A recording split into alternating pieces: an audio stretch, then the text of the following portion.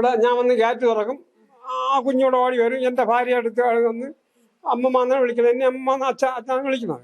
ഇവിടെ വരും, കാര്യങ്ങളൊക്കെ പറയും. അപ്പോൾ വല്ലപ്പോഴേ കൊച്ച് ഒരു വിളിക്കും. അപ്പോൾ നമ്മൾ ശ്രദ്ധിക്കും. ഞാൻ റബ്ബർ പാലെടുക്കണം, അവിടെ നിന്ന് പാലെടുക്കാം, ശ്രദ്ധിക്കും. അപ്പോൾ അവിടെ നിന്ന് കഥയെല്ലാം അടച്ച് അങ്ങ് അതിനകത്ത് കൊണ്ടുപോകും. ബാക്കി എവിടെ നേരം വിളിക്കുമ്പോൾ ഡാൻസിന് പോകും. 5-6 ദിവസം കഴിഞ്ഞിട്ടാണ് വരണത്.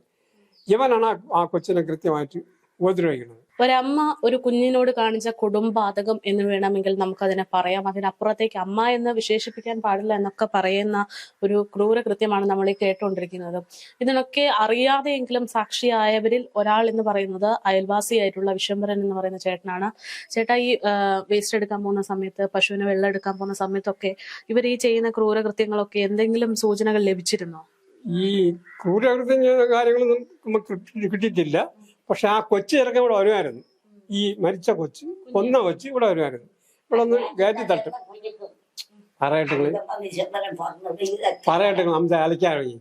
ഇവിടെ ഞാൻ വന്ന് ഗേറ്റ് തുറക്കും, ആ കുഞ്ഞോട് ഓടി വരും. എൻ്റെ ഭാര്യ അടുത്ത് വന്ന് അമ്മമ്മന്നാണ് വിളിക്കുന്നത്, എന്നെ അമ്മ അച്ഛ അച്ഛനാണ് വിളിക്കുന്നത്. ഇവിടെ വരും, കാര്യങ്ങളൊക്കെ പറയും.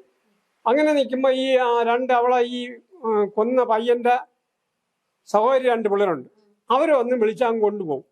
അങ്ങനെ 2-3 ദിവസം ഇവിടെ വന്നിട്ടുണ്ട്. ഒരു ദിവസം നോക്കിയപ്പോൾ ഒരു കൈ ഇങ്ങനെ കെട്ടിയിട്ടേക്കും കേട്ടോ.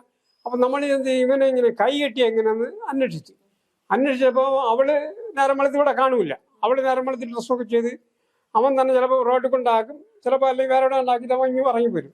പിന്നെ കൃത്യമായിട്ട് അവിടെ കാണുന്ന അവനും ഈ കൊച്ചേ ഉള്ളൂ. അപ്പോൾ ഞങ്ങൾ തിരക്കപ്പോൾ അവർ പറഞ്ഞ് സൈക്കിള്, അവന് ചെറിയ സൈക്കിളുണ്ട് കൊച്ചിനെ ചവിട്ടാനേ, സൈക്കിളിൽ നിന്ന് വീഴുന്ന ഒരു കൈ പൊട്ടിയാണെന്ന് പറഞ്ഞു. അപ്പം നമ്മൾ വിശ്വസിച്ച് ശരിയായിരിക്കും തന്നെ. അപ്പോൾ അങ്ങനെ ഒരു 2 ആഴ്ച കഴിഞ്ഞപ്പോൾ ഈ 2 കൈയും കൂടെ കെട്ടിയിട്ടായിരുന്നു. അങ്ങനെ ഞങ്ങൾ ഇങ്ങനെ വന്ന് തിരക്കിയപ്പോൾ പിന്നെ ഈ കൊച്ചിനെ അവർ പുറത്ത് വിടൂല. ആദ്യം ഒരു കൈ ഒടിഞ്ഞു, പിന്നെ രണ്ടാമത്തെ കൈ ഒടിഞ്ഞു. അപ്പോൾ വല്ലപ്പോഴേ കൊച്ച് ഒരു വിളിക്കും. അപ്പോൾ നമ്മൾ ശ്രദ്ധിക്കും. ഞാൻ റബ്ബർ പാലെടുക്കണം, അവിടെ നിന്ന് പാലെടുക്കാം, ശ്രദ്ധിക്കും. അപ്പോൾ അവിടെ നിന്ന് കഥയെല്ലാം അടച്ച് അങ്ങ് അതിനകത്ത് കൊണ്ടുപോകും. അപ്പോൾ ആ വീട്ടിൽ കൃത്യമായിട്ട് കാണുന്ന യവനും ഈ കൊച്ചിയെ കാണുള്ളൂ. ബാക്കി എവിടെ നേരം വിളിക്കുമ്പോൾ ഡാൻസിന് പോകും. 5-6 ദിവസം കഴിഞ്ഞിട്ടാണ് വരണത്. ഇവനാണ് ആ കൊച്ചിനെ കൃത്യമായിട്ട് ഉപദ്രവിക്കുന്നത്. ഒടുവിലാണ് ഞങ്ങളിങ്ങനെ തിരക്കപ്പോൾ അറിഞ്ഞ് ആദ്യം കേസായി. ഈ കൊച്ചിൻ്റെ അച്ഛൻ്റെ അമ്മ കൊണ്ടുപോകാൻ ആവശ്യപ്പെട്ടപ്പോൾ പോലീസ് ഇടപെട്ട് അവർ ഇവളെ തള്ളികളെ വിട്ടാണ്. അവർ അവളെ വളർത്തിക്കൊള്ളാമെന്ന് പറഞ്ഞു. അപ്പം വളർത്തിക്കൊള്ളാന്ന് പറഞ്ഞു. എവള് പറഞ്ഞു ഞാൻ കൊണ്ടുപോകണമെന്ന് പറഞ്ഞു. അങ്ങനെ പോലീസ് അവരെ വിട്ടെന്ന് പറഞ്ഞു. പിന്നെ നമ്മളൊരായിട്ടും കാണുക എല്ലാ വിവരങ്ങളും അറിയുന്നില്ല. ഈ മരിക്കണേൻ്റെ അന്ന്, ഈ കൊച്ചു മരിച്ചതിൻ്റെ അന്ന് ഉച്ചയ്ക്ക് വണ്ടി ഒരു ആണടിച്ച് അവിടെ വന്നു. അവിടെ വന്ന് എന്നിട്ട് അങ്ങ് പോയി. ഞങ്ങൾ കുറച്ച് കഴിഞ്ഞിട്ട് യവൻ ടക്കന ഓടി കൊച്ചിനെ എടുത്തോണ്ട് വന്ന് വണ്ടി കയറി പോവുകയും ചെയ്തു. അപ്പോൾ നമ്മൾ വിചാരിച്ചു എന്താ വേറെ ആവശ്യമായിരിക്കും. ഒടുവിൽ 3 മണിയായപ്പോൾ പറയാണ് കൊച്ചു മരിക്കുന്നു. യഥാർത്ഥത്തിൽ അതിൻ്റെ കൈ ഇവളാണ്, തള്ള. കാരണം ഇവക്ക് ഈ വിവരങ്ങളെ അറിയാം. എവള് ശ്രദ്ധിച്ചിരുന്നെങ്കിൽ അവൾ ആ അച്ഛൻ്റെ അമ്മയുടെ അല്ലെങ്കിൽ അവളെ അമ്മയുടെ ആ കൊച്ചങ്ങ് നിന്ന് തന്നെയായിരുന്നു. ഇതിന്റെ കാരണക്കാരാത്ര ഇവളാണ്.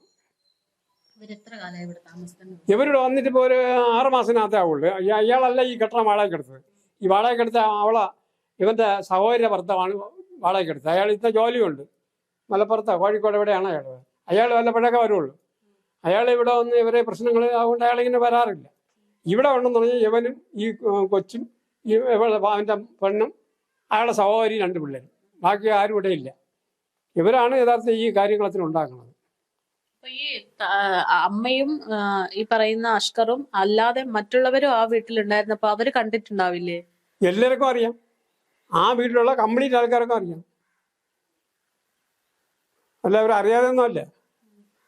ആ കുഞ്ഞങ്ങനെ വേദനയാവുന്നോ കരയുന്നോ അങ്ങനെ ഒന്നും ഇതുവരെ ഒന്നും കേട്ടില്ല. അങ്ങനെ ഒരു വിളിക്കും. അപ്പൊ നമ്മളായിരിക്കും തട്ടേ മുട്ട കഴിഞ്ഞാൽ പിന്നെ ഇവര് കഥ അടച്ച് പുറത്ത് വിടില്ല കൊച്ചിനെ. പിന്നെ ഇവര് നമ്മളായിട്ടൊന്നും ഒരു കമക്കാണില്ല. അപ്പൊ നമ്മൾ വിചാരിച്ചാൽ അവര് അന്വേഷിക്കുമായിരിക്കും എന്നായിരിക്കും. പിന്നെ ഇപ്പോഴല്ലേ വിവരങ്ങളൊക്കെ അറിയണത്. 1.5 വയസ്സെങ്ങാണ്ടല്ലേ? 1.5 വയസ്സുണ്ട്. അപ്പൊ എങ്ങനെയാ ഒറ്റയ്ക്ക് തനിയെ വരുമോ? തനി വരും. അവിടുത്തെ കാര്യം തന്നെ ഇവിടെ വരും. ഇവിടെ വന്ന് കഥ തട്ടും കൂടെ കയറും. എന്റെ ഭാര്യ അടുത്ത് സംസാരിച്ചിട്ടുണ്ടെങ്കിൽ അപ്പൊ അവരൊന്ന് വിളിച്ച് കൊണ്ടുപോകും. എന്റെ മോളെ കഥായി പൊടി കൊച്ചു മരിച്ച കൊച്ചേ എല്ലാം അമ്മൂമ്മന്റെ അടുത്ത് സംസാരിക്കുകയൊക്കെ ചെയ്യായിരുന്നോ കുഞ്ഞ്? എന്റെ അടുത്ത് സംസാരിച്ചു. എന്റെ മോളെ നാട്ടിൽ ഒരു ദിവസം കൊതിക്ക് കൊടുത്ത് ഇവള് വെള്ളാതി മടിയിലിരുത്തി. ഈ പ്രായത്തിലൊരു കൊച്ചുണ്ട് എന്റെ മോളെ മോന്. ആ കൊച്ചു കാണാത്തോണ്ട് ഇതിന്റെ വലിയ സ്നേഹം. രണ്ടുപേരും പ്രായം പിള്ളേരെല്ലാം ഒന്നുമില്ലല്ലേ. ഈ പെൺകുട്ടീനെ അമ്മമ്മ കാണാറില്ലേ? അല്ല, ഈ അമ്മ കുഞ്ഞിന്റെ അമ്മയെ അമ്മേനെ കാണാറില്ലേ? അവള് വൈകിട്ട് വന്നിട്ടങ്ങ് പോകും, നമുക്ക് ഒന്നും കാണാനില്ല. പകലില്ലല്ലേ. അമ്മേനാണെങ്കിൽ മുഖത്ത് നോക്കൂല. കൊച്ചിനെ കൊന്നോയി അവര് ഒന്നുമില്ല. ആരും എടുത്ത് സംസാരിക്കുന്നില്ല. അപ്പൊ ഈ ഹോസ്പിറ്റലൊക്കെ കൊണ്ടുപോകുന്ന സമയത്തും നിങ്ങൾ ആരും ശ്രദ്ധിച്ചിട്ടുണ്ടായിരുന്നില്ലേ? നമ്മൾ അറിയുന്നില്ലല്ലോ. അല്ല, മരണപ്പെടുന്നതിന് മുമ്പും ഈ പറയുന്നത് പോലെ പലതവണ ഹോസ്പിറ്റലൊക്കെ കൊണ്ടുപോയിട്ടുണ്ടല്ലോ. നമ്മളാരും അറിയില്ല, എവിടെ ഇവിടെ ഉണ്ടെന്നുള്ളതാണ് അറിയില്ല. എവള് നേരം വെളുത്ത് ഒരു കെട്ടി പോവും. പിന്നെ ഈ ചെറുക്കനും ഈ കൊച്ചു അവനേ ഉള്ളൂ. മറ്റേ 2 പിള്ളേര് പഠിക്കാൻ പോവും. പിന്നെ അവന്റെ സഹോദരി അവിടെ ഒരു കടയിൽ നിൽക്കാൻ പോവാണ്. കരുപിഴിയൊരു പഴക്കടയിലോട്ട് നിൽക്കുകയാണ് പെണ്ണ്. ഇവിടെ കൃത്യമായിട്ട് അവനും ആ കൊച്ചേ ഉള്ളൂ. 24 മണിക്കൂർ അവർ 2 ഉള്ളൂ. ജോലിയൊന്നുമില്ലേ ആക്ക് ആ പയ്യന്? യവന് ജോലി എന്താന്ന് അവള് തമിഴ്നാട്ടിൽ അവിടെ ഇവിടെയും പോയി ഡാൻസ് ഒക്കെ കളിച്ച് വരുമ്പോഴൊക്കെ പണച്ചാക്കാറ്റ് വരണം. തിന്നോണ്ടിരുന്നാ പോരെ അവന് വേറെ ജോലി എന്തോന്നു? എത്ര കാലമായി വിവാഹം കഴിഞ്ഞിട്ട്? അങ്ങനെ എന്തെങ്കിലും അറിയാമോ? അതൊന്നും നമുക്കറിഞ്ഞൂടാ. ഒന്നും അറിയത്തില്ല, ജസ്റ്റ് നമ്മളൊരു അയൽവാസി ആയിരുന്നു എന്ന് മാത്രം. ഇവൻ ഇവിടെ ഈ അടുത്ത കാലത്താണ് ഇവിടെ ഉണ്ടെന്ന് തന്നെ നമ്മൾ അറിയുന്നത്. ഈ കെട്ട വാടകയ്ക്കെടുത്തവനല്ല, ഇവന്റെ സഹോദര ഭർത്താവാണ് വാടകയ്ക്കെടുത്തിരുന്നത്. അപ്പൊ ഈ വാർത്ത ഇങ്ങനെ കേൾക്കുമ്പോഴേ നമുക്ക് വിശ്വസിക്കാൻ പറ്റാത്ത ഒരു കാര്യമാണല്ലോ. ഈ നാട്ടുകാരൊക്കെ ഒരുപാട് പേര് ആക്രമിച്ചു എന്നൊക്കെ പറയുന്നു. അപ്പൊ അത് എങ്ങനെയാണ് അപ്പൂപ്പൻ നോക്കി കാണുന്നത്? ആക്രമിച്ചെന്ന് പറഞ്ഞ ഇവന്റെ ഈ സ്വഭാവം കണ്ട് ആരാക്രമിക്കാത്ത അന്നിവിടെ കാണുന്ന ഒരു ജനസമുദ്രമായിരുന്നു. ഈ കൊച്ചിനെ കൊന്നൊരു 91 മുറിവുണ്ടെന്ന് കൊച്ചിന്റെ ദേഹത്ത് 91 മുറിവ് TV-യിലൊക്കെ കാണിച്ചില്ലേ? 6 വാരിയല്ലോ ഒടിക്ക്. ഇതൊക്കെ ജനമല്ല അന്തമാണ്. ഇതെല്ലാം ഇവിടെ ഭയങ്കര ജനമുള്ള ഏരിയയാണ്. ഒടുവിൽ പോലീസിനൊന്നും പിടിച്ചാൽ നിൽക്കില്ല ഇവിടെ. പോലീസൊക്കെ തന്നെ ഇവിടെ അങ്ങ് മറിഞ്ഞു വീഴുന്നു. പിന്നെ അവസാനം അവർ എങ്ങനെ കഷ്ടപ്പെട്ടാണ് ഇവിടെ താഴെ കൊണ്ടുപോയിട്ട് താഴെ നീ കൊണ്ടുവരാൻ പറ്റില്ല. ഈ വഴി ഇടം കുറവാണ്. അവനെ കൊന്നളഞ്ഞ ആളുകൾ. കാരണം ഞങ്ങൾ ഈ നാട്ടിൽ ഇങ്ങനത്തെ ഒരു സംഭവം നടന്ന് കേട്ടിട്ടില്ല. ഇവിടെ ഒരു മോഷണം പോലും നടക്കുന്ന സ്ഥലമല്ല ഇവിടെ.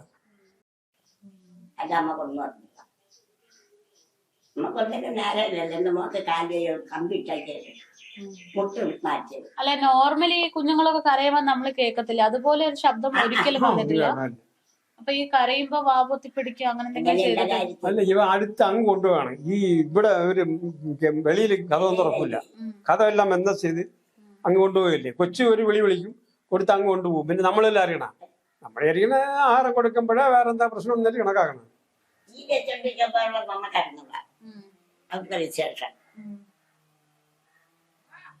ഇന്ന് അവളെ കൊണ്ടുവരുമെന്ന് പറഞ്ഞ് തെളിവിലൊക്കെ കൊണ്ടുവന്ന് പറയണോ വരുമെന്തോ.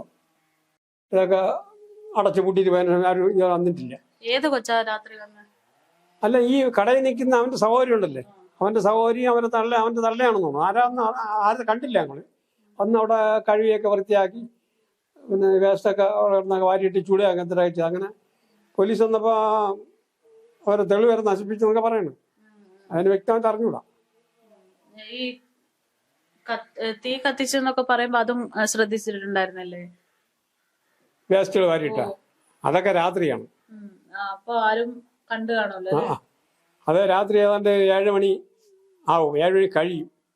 ആ കടയിൽ നിൽക്കുന്ന പെണ്ണുണ്ടല്ലോ, ആ കടയിൽ കരിപ്പിടി കടയിൽ ഒരു പെണ്ണെ പെണ്ണ്. ആ പെണ്ണും അവളെ തള്ളയും കൂടി വന്ന് ഇവിടെ സാധനങ്ങളൊക്കെ വാരി ഈ ഷർത്തിലൊക്കെ ഉണ്ടായിരുന്നു. ഈ കൊച്ചിന് ചോറ് കൊടുത്ത് വിടുന്ന ഷർത്തിൽ നിന്നാണ്. ഷർത്തിലൊക്കെ വാരിയിട്ട് അവർ കഴുകി വേസ്റ്റ് രക്തക്കരായിരിക്കും. അത് നമ്മൾ കണ്ടില്ല. അതൊക്കെ വാരി തുണികളൊക്കെ വാരിട്ട് ചുറ്റു വന്നിരുന്നു. മുകളിലെ ചെറുക്കൻ പറഞ്ഞ് രാത്രി ഇവിടെ ആൾക്കാർക്ക് ഉറങ്ങണം, മുകളിൽ ഈ സൗണ്ടൊന്നും ഇവിടെ ആക്കില്ല എന്ന്. പിന്നെ ആരും മിണ്ടില്ല. അങ്ങ് ഇറങ്ങി പോകും. ഇവിടെ ഇറങ്ങി സംസാരിക്കുക, ആരുടെ സംസാരിക്കുക ഇടപെടുകയൊന്നുമില്ല. ഈ മദ്യപാനം അങ്ങനത്തെ ലഹരി ഒന്നും ഇല്ലായിരുന്നു തോന്നുന്നല്ലേ പയ്യന്? എന്തോ ഉണ്ടെന്നാണ് തോന്നുന്നത്. പക്ഷെ അവനെ കണ്ടിട്ട് അങ്ങനെ സ്വഭാവം ഒന്നും കണ്ടില്ല. പക്ഷെ അവന്റെ ഈ സ്വഭാവം വെച്ചിപ്പോ നോക്കുമ്പോൾ ഇന്നലെ കുഴപ്പമുണ്ട്. അതവന്റെ വണ്ടി തന്നെ. ഈ അവന്റെ ഭാര്യ ഉണ്ടല്ലോ, ഇപ്പൊ അഖില എന്ന് പറഞ്ഞുകൊണ്ടില്ലേ, അവളെ ഉരുപ്പടി ഈ കൊച്ചിന്റെ കയ്യിൽ ചെയിനൊക്കെ ഉണ്ടായിരുന്നു. അതൊക്കെ വെച്ച് മാറ്റുന്ന പറയണ കേട്ടോ. അതിനെ വ്യക്തം അറിഞ്ഞൂടാ. 91 മുറിവുണ്ട് ആ കൊച്ചിന്.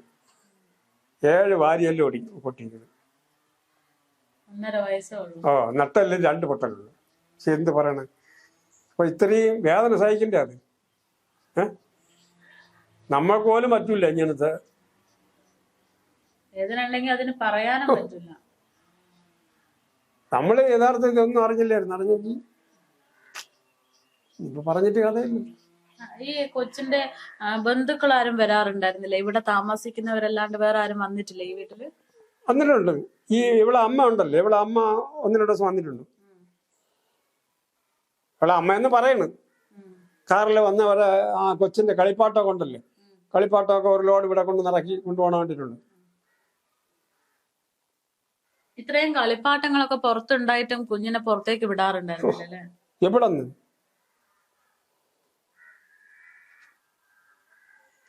അവര് കൊല്ലണം എന്നുള്ള നേരത്തെ കണക്കാക്കി ചെയ്യണല്ലേ. പിന്നെ എന്തോന്ന് കളിപ്പാട്ടൊക്കെ അവള് വാങ്ങിച്ചിടുന്നൊരു പ്രഹസനത്തിന് കൊണ്ടുവരണല്ലേ.